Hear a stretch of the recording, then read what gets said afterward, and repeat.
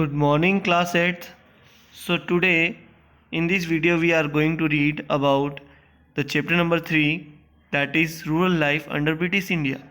So students, as you know that we have been already discussed in our classroom the beginning portion of this chapter, that was the three main, or we may say the three major land revenue system which were introduced by the Britishers to get more money to meet their expenditures, or we may say to meet their daily needs and military expenses.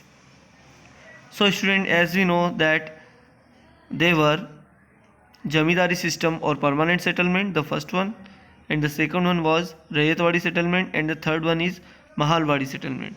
And the areas have been also mentioned against this system, in which areas or region of the Indian territory, or we may say in the British India, these land revenue collection settlement, or we may say the land revenue collection settlement, land revenue system were introduced. Okay, so collection of land revenue system भी आप बोल सकते हैं. So student, we have been discussed the Jamidari system or the permanent settlement and its impact also. Now we are going to read about Rayatwadi system. What was this? This land revenue system was introduced by Thomas Munro ने इसको introduce किया था ryotwari system को. कहाँ पर? Western India के अंदर. You may read it here. Okay, this settlement was made directly with the actual cultivator. ये सीधे सीधे किसानों, वास्तविक किसान जिसकी ज़मीन होती है उसके साथ किया जाता था. द ब्रिटिश होप, अंग्रेजों की उम्मीद थी दैट इस सेटलमेंट से उनको क्या हो जाएगा, they would bring relief to the ryots, कि इससे किसानों को वो मदद कर पाएंगे. As they would have a direct relationship with the government and then there would be no middle man like the permanent settlement. कि जैसे परमानेंट सेटलमेंट में जमींदार होते थे तो बीच में चीट करते थे, यहाँ सीधे रैयतवाड़ी सिस्टम में सीधे रैयत से ही जो है क्या कर लिया था, अंग्रेजों ने क्या किया था, सीधे उनसे ही कॉम्प्रोमाइज़ कर लिया था. उन्हीं से जो भी शर्तें थी वो मनवा ली थी, डायरेक्ट उन्हीं के कॉन्टेक्ट में थे. ठीक है, और ये जो है कहाँ पर इंट्रोड्यूस हुई थी? सदर्न एंड वेस्टर्न एंड दक्षिण और पश्चिम भारत में इंट्रोड्यूस हुई. थॉमस मुनरो ने की थी. कौन सी सेटलमेंट को इंट्रोड्यूस किया था उन्होंने? रैयतवाड़ी सेटलमेंट को. ठीक है, सदर्न एंड वेस्टर्न पार्ट में इंडिया के. सीधे रैयत यानी पीजेंट्स के कॉन्टेक्ट, डायरेक्ट कॉन्टेक्ट बनाया उन्होंने, जमींदारों को नहीं रखा बीच में एज अ मिडिल में. Impact of Ryotwari settlement. What were the impacts of Ryotwari settlement? Even through the ryots had to pay land revenue direct to the British, they were exploited. भले ही रैयत ने डायरेक्टली पेड किया किसानों को, लेकिन फिर भी उनका शोषण हुआ. The British fix the land revenue at a high rate. अंग्रेजों ने ऊंचे दामों पर उन्होंने जो है लैंड रेवेन्यू फिक्स कर दिए. और ryots were often forced to take loans, इसलिए रैयत लोगों को वो लोन पे ही नहीं कर पाते थे, यानी किसान लोग, उन्हें बार बार लोन लेना पड़ता था मनी लेंडर्स से.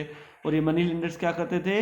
हु चीटेड देम, वो उन्हें धोखा देते थे. एंड ऑफन टूक अवे देयर लैंड, उनकी ज़मीनें भी छीन लेते थे ज़्यादातर.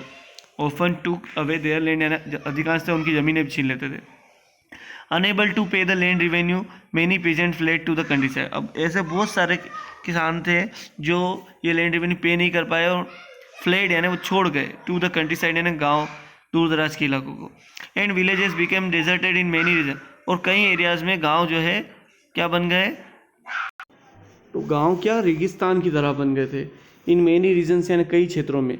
द ब्रिटिश एक्सपेक्टेड, अंग्रेजों को क्या लग रहा था, उन्हें उम्मीद थी that the new system would transform the peasants into enterprising farmers. ये जो नया सिस्टम है, नई व्यवस्था है, ये किसानों को जो है एक नॉर्मल ऑर्डिनरी फार्मर से जो है किस में ट्रांसफ़र कर देगा, किस में बदल देगा? एंटरप्राइजिंग फार्मर, यानी फैक्ट्री जो रनर्स होते हैं, ओनर्स होते हैं एक तरीके से, या एंटरप्रेन्योर्स होते हैं, उद्यमी, उस तरह से उन्हें बना दे, कारखानों के मालिक होते हैं इस तरह से. But this did not happen, परंतु ऐसा हुआ नहीं.